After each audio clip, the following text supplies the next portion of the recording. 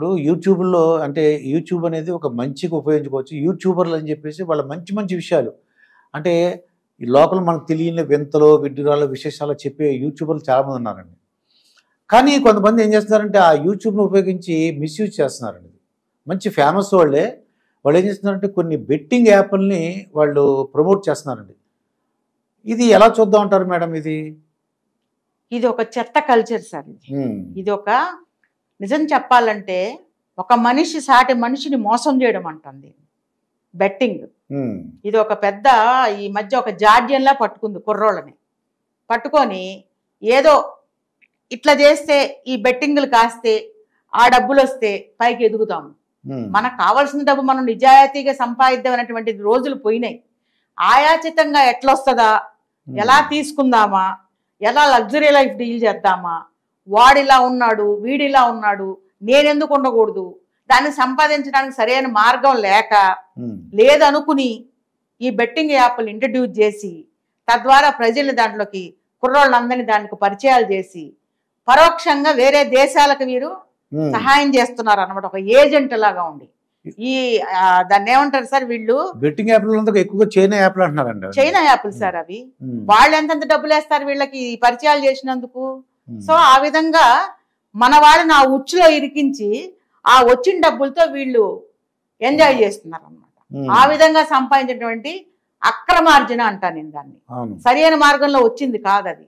ఏదైనా దుర్గాప్రసాద్ గారు మనము నీతిగా నిజాయితీగా సంపాదించే 10 పైసలు మనం ఖర్చు పెట్టుకున్నప్పుడు ఉన్న ఆనందము ఇలాంటి దరిద్రం వల్ల తెచ్చుకున్న డబ్బులు ఎక్కువ కాలం నిలబడవు.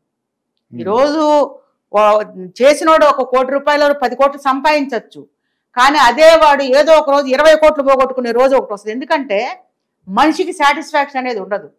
ఈ రోజు ఒక 50,000 వస్తే దాంట్లో పోతే పోయిందిలో వచ్చింది అనుకుని తృప్తిపడే మనుషులు కాదు. మనుషుడికి ఒక ఎంజాయ్మెంట్ 50,000 రాగానే దాంట్లో ఉన్న ఎంజాయ్మెంట్ ఎక్స్ట్రా కరికులం యాక్టివిటీస్ అనేవి యాడ్ అవుతాయి. సిగరెట్ తాగేవాడు మెల్లిగా మందు తాగేవాడు మెల్లిగా అమ్మాయిల ఫ్రెండ్షిప్లు, అలా ఇంకా వేరు వేరు వాటిల్లోకి ఇంకా డ్రగ్స్ అలాంటివన్నీ అలవాటు చేసుకుని తద్వారా ఒక బాడీలో ఒక ఎంజైమ్ ఫామ్ అవుతుంది, ఆనందకరమైనటువంటి ఎంజైమ్. అది రాగానే ఇంకా డబ్బు సంపాదించాలి, ఇంకొంచెం పెట్టాలి, అలా అలా దానికి అడిక్ట్ అయిపోయి ఆ వెధవ పని ద్వారా డబ్బులు సంపాదించడం అనేది ఇప్పుడు యూట్యూబర్లో బెట్టింగ్ ద్వారా జరుగుతుంది సార్. ఇప్పుడు ఆ యూట్యూబర్ వాళ్ళ తమ్ముడో అన్నయ్యో లేకపోతే అక్కో చెల్లో పోగొట్టున్నారు అనుకోండి డబ్బులు, దానివల్ల ఆత్మహత్యలు చేసుకున్నారు. అదే ఎన్నో కుటుంబాలు సార్, నేను 4-5 కుటుంబాల్లో చూశాను. వాళ్ళ ఫాదర్ ఏడ్చుకుంటా చెప్తున్నాడు, నా కొడుకు లెటర్ రాసి చనిపోయాడు, ఇలా బెట్టింగ్ లో నన్ను పలానోడు ఇంట్రడ్యూస్ చేశాడు, నేను ఇలా డబ్బులు కోల్పోయాను డాడీ, నా ముఖం మీకు చూపించలేను అని చెప్పి ఎన్నో సూసైడ్ కేసులు నేను యూట్యూబ్ లో మామూలుగా న్యూస్ లో చూసాను, యూట్యూబ్ లో చూసాను. ఇప్పుడు యూట్యూబ్ లో వాళ్ళ సొంత రిలేటివ్స్ చనిపోయారు అనుకున్నా, అన్నయ్యో తమ్ముడో అక్కో చెల్లో వాళ్ళందరూ. డబ్బు సంపాదన మీద పడినోడికి ఇవన్నీ ఉండవు సార్, ఉచ్చం నీచం ఉండదు. డబ్బు సంపాదన ఒకటి, అమ్మాయిల ధ్యాసలో పడినవాడు ఒకడు ఈ ఉచ్చులో నుంచి బయటికి రాడు. ఇంకా అమ్మాయి అయినా కూడా పక్కన వదిలేస్తారు కానీ ఈ డబ్బు పిచ్చి ఏదైతే ఉందో దానికి ఒక్కసారి అలవాటు పడిన వాడు ఎవ్వడు కూడా ఆ ఉచ్చులో నుంచి బయటికి రాడు. దానిలో కిక్ ఏంటో అదొక కిక్ అన్నమాట. డబ్బు సంపాదిస్తుంటే రేపు పెడదాం, మళ్ళా రేపు 1 కోటి వచ్చింది అనుకో ఇంకో కోటి పెట్టి ఇంకో 2 కోట్లు సంపాదిద్దాం అని ధ్యాస ఉంటుంది. కానీ ఏ రోజుకైనా ఆ డబ్బు పోతుందన్న విషయం వాళ్ళు గ్రహించుకో. యూట్యూబ్ లో ఏం చేస్తున్నారు, వాళ్ళు ప్రమోట్ చేస్తున్నారు, దాన్ని ప్రమోట్ చేస్తారు. ఒక ఛానల్ యాంకర్ కూడా ఏం చేశారంటే ఒక అడుగునతను తీసుకుని అతనికి ఉద్యోగం ఇప్పించి అతని పట్ల కొన్ని అన్ని చేశారు. వీళ్ళందరూ ఏమంటారంటే నిజంగా అంత ప్రేమ ఉంటే సీక్రెట్గా చేసుకుని వీడియోస్ ఎందుకు చేసావు అంటున్నారండి వాళ్ళు. వీడియోస్ అంటే పబ్లిసిటీ అన్నమాట. నేను గాంగా చేస్తున్నాను ఏదో ఒక్కటి చేసేసి చేసేవాడెప్పుడు పెట్టేవాడెవడు. భగవంతుడు కూడా ఏం చెప్పాడంటే నువ్వు కుడి చేతితో పెడితే నీ ఎడం చేతితో తెలియకుండా పెట్టమంటాడు. అవునండి. అట్లా కాకుండా పబ్లిసిటీ కోసం అంటే వ్యూస్ కోసమో లేకపోతే 10 మంది చూస్తారని పెట్టేది చేసేది సాయం ఎప్పటికీ కాదు సార్. చేసేవాళ్ళు ఎప్పుడు రియల్ గా చేసేవాళ్ళు ఎప్పుడు చాటుగానే చేస్తారు. ఇప్పుడు వీళ్ళు ఏం చేస్తున్నారంటే మనోజ మేడం ఒక 5,000-10,000 ఇస్తారండి, ఆ వీడియోలు తీస్తున్నారంట. తీసేసరికి అది వీడియో పెట్టేసారు అనుకోండి, దాని మీద వాళ్ళకి 5,000-10,000 ఇచ్చిన దాన్ని ఉదాహరణ చెప్తాను మీకు, ఆడికి 50,000-1,00,000 రూపాయలు వస్తుంట ఆ వీడియో మీద ఇన్కమ్. అలాగా వీళ్ళు బెట్టింగ్ యాప్లు ఇవన్నీ కూడా ప్రమోట్ చేస్తున్నది. అసలు విషయం అది అది మరి ప్రజలందరూ తెలుసుకోవాలి, తెలుసుకోవాలి, అలాంటి వాటికి దూరంగా ఉండాలి. అది అది నిజంగా క్రైమ్ సార్. నిజం చెప్పాలంటే బెట్టింగ్ అంటే ఏంటి, లాటరీ అంటే ఏంటి, ఇవన్నీ ఒకడిని దోచుకొని ఒక డబ్బు మనం దోచుకొని తీసుకోవడం అంతే కదా. ఒక లాటరీ ఒకడికి వచ్చిందంటే దాంట్లో ఎంతమంది సొమ్మును ఎంజాయ్ చేస్తున్నట్టు. సో అది కరెక్ట్ కాదు సార్. ఈ నిజం చెప్పాలంటే ఇది అసలు దీనికి శిక్ష ఏదైనా కఠినంగా ఉండాలి.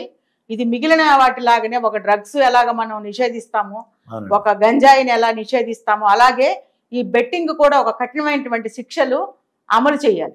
ఇప్పుడు బెట్టింగ్ వద్దురా బాబు అని చెప్పారు అనుకోండి, మళ్ళీ వాళ్ళ మీద కూడా మళ్ళీ వీడియోలు చేయడం, వాళ్ళ మీద వీడియోలు చేసేసి వాళ్ళని విమర్శించడం, వాళ్ళని ఒక కోర్టు కేసులు పెట్టడం అలా చేస్తున్నారు. లేకపోతే చిన్న చిన్న ఏజ్ లో ఉండేవాళ్ళు ఇన్ని కోట్లు ఎలా సంపాదిస్తున్నారు సార్ ఓవర్ నైట్. కష్టపడిన వాళ్ళందరూ నెలకి నెల సంపాదించుకునే వాళ్ళు వేరే ఉన్నారు. ఒక్క ఓవర్ నైట్ లోనే ఒక 2-3 ఏళ్లలోనే చిన్న ఏజ్ లో ఉండేవాళ్ళు ఇంత డబ్బులు ఎలా సంపాదిస్తారు. మిగిలిన వాళ్ళంతా కూడా చేసే పనులు మానేసి ఒరి బెట్టింగ్ ఏదో బాగుందే మనం కూడా ఆ మార్గంలో పోతే పోద్ది కదా అనుకొని ఆ తప్పుదారిలోకి వెళ్ళేటువంటి అవకాశాలు చాలా ఉన్నాయి కదా. ఒకరిని చూసి ఒకడు వెళ్ళే అవకాశం ఉంది కదా. సో అది తప్పు, దాన్ని నిషేధించాలి. ఆ బెట్టింగ్ కఠినమైనటువంటి శిక్షలు అమలు చేయాలి. అసలు మన దేశంలో ఆ బెట్టింగ్ అనేది ఉండకుండా చేస్తే బాగుంటుంది. అది ఎవరైతే వాళ్ళు ఎంకరేజ్ చేస్తున్నారో లేదా ప్రమోట్ చేస్తున్నారో వాళ్ళు కూడా శిక్షలు ఉండాలి. ప్రమోట్ చేయడానికి లేదు సార్, చేయకూడదు. ప్రమోట్ చేసే వాళ్ళకు కూడా శిక్ష పడాల్సింది, చేయకూడదు, ప్రమోట్ చేయకూడదు. దానివల్ల ఏముంది ఇబ్బంది, అప్పుడు ఆత్మహత్యలు పెరిగిపోయినాయి కదా. ఆత్మహత్యలు పెరిగిపోయినా ఇప్పుడు ఒకడికి వస్తుంది అందరికి రావాలని లేదు కదా సార్. ఒకడికి వస్తుంది ఒకడికి రాదు. ఒక కేసులో అయితే ఆ ఇల్లు కొనుక్కుందామని ఆ భార్యకి డబ్బులు ఇచ్చాడండి. అవును, మీరు చూసే ఉంటారు. చూసాను సార్. 80 లక్షలు సంథింగ్ వీడు తీసుకెళ్లి పెట్టాడు, మొత్తం పోయింది. మొత్తం అమ్మాయి బ్యాంకులో విత్డ్రా చేసేసి ఇల్లు కొనుక్కుందాం అని చెప్పేసి ఉంచాడు అతను. ఈ అమ్మాయి ఏమో నెమ్మది తీసేసి బెట్టింగ్ లో పెట్టేసింది. పాపం ఏడ్చుకుంటే ఇప్పుడు ఏం లాభం సార్. ఇంకొకరు చెల్లెలు పెళ్లి కోసం డబ్బులు తీసి పెడితే వాడు తీసుకెళ్లి బెట్టింగ్ లో పెట్టాడంట, పోయినాయి డబ్బులు. ఏడుస్తున్నారు. మీరు పెట్టకండి. ఒక ఫాదర్ అయితే ఏడుస్తూ చెప్తున్నాడు, నా కొడుకుని పోగొట్టుకున్నాను నేను, దయచేసి యువకులందరికీ నేను చెప్తున్నాను, దయచేసి ఈ బెట్టింగ్ జోలికి పోమాకండి. ఆ బెట్టింగ్ లో వాళ్ళు మీరు ఏదైనా ఇబ్బందులు ఫేస్ చేస్తే నా దగ్గరికి రండి. ఆయన ఎక్స్ సర్వీస్ మెన్ అనమాట, చెప్తున్నాడు, రండి నా దగ్గరికి, నేను సహాయం చేస్తాను మీకు, ఆ దాంట్లో నుంచి బయటకి రండి అని చెప్తున్నారు దుర్గా ప్రసాద్ గారు. ఇప్పుడు ఇన్స్టాగ్రామ్ ఇన్ఫ్లుయెన్సర్స్ కానీ యూట్యూబ్లు కానీ మీరు ఏం చెప్తారు మేడం ఫైనల్ గా ఈ బెట్టింగ్ యాప్లు ప్రమోట్ చేయమని అసలు వాళ్ళకి ఏమైనా సలహా ఇవ్వగలరా? ఇలాంటి యాప్ల్ని ఎంకరేజ్ చేయకండి. ఎప్పటికైనా రేపు పొద్దున రాజ్యాంగంలో గనక ఇది ఇంక్లూడ్ చేసి శిక్ష పడింది అన్నప్పుడు అందరూ బయటకు వస్తారు, అప్పుడు అందరూ శిక్షార్హులు అవుతారు. కాబట్టి ఆ ప్రమోట్ చేయడం మానేయండి, ఆ బెట్టింగ్లకు దూరంగా ఉండండి. ఎందుకంటే అది తాత్కాలికంగా వచ్చే డబ్బులే. మనం కష్టపడి సంపాదించుకున్న సొమ్ము ఎప్పటికైనా ఆ కష్టపడి సంపాదించుకున్న సొమ్ము తిన్నప్పుడు ఉండే ఆనందము ఈ డబ్బులు కోట్ల రూపాయల వల్ల కూడా మనకి రాదు సార్.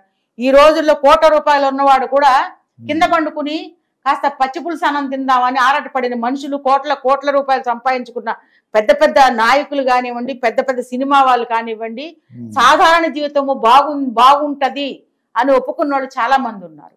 సో మనం ఎప్పుడైనా ఏ జీవితంలో ఉన్నామో అందులోనే మనం సంతృప్తిని వెతుక్కొని ఉన్న దాంట్లోనే కాస్తంత కంఫర్టబుల్ గా ఉండడానికి ఆలోచిస్తే మంచిదని నా అభిప్రాయం సార్. ఈ సమాజానికి ఉపయోగపడే వీడియోలు కానీ, ఈ ఇన్స్టాగ్రామ్ ఇన్ఫ్లుయెన్సర్స్ కానీ, యూట్యూబ్లు కానీ ఎవరైనా సరే వీళ్ళందరూ కూడా ప్రజలకు ఉపయోగపడేవి చేయండి. అలాగే ప్రజలకు ఉపయోగపడేవి, వాళ్ళకి ఎంటర్టైన్మెంట్ ఇచ్చేవి, హానికరంగా ఉండకుండా ఉంటే బాగుంటుంది. అందరు హెల్దీ కామెడీ చేయండి, ఆరోగ్యపరమైనటువంటి సమస్యల గురించి మాట్లాడండి, ఫిట్నెస్ గురించి మాట్లాడండి, క్రుకరీ షోస్ చేయండి, మంచి మంచి మోటివేషనల్ వీడియోస్ చేయండి, మెడికల్ క్యాంప్స్ గురించి, మెడికల్ నాలెడ్జ్ గురించి అందరికి మీ యొక్క అభిప్రాయాలు చెప్పండి, అవేర్నెస్ చేయండి.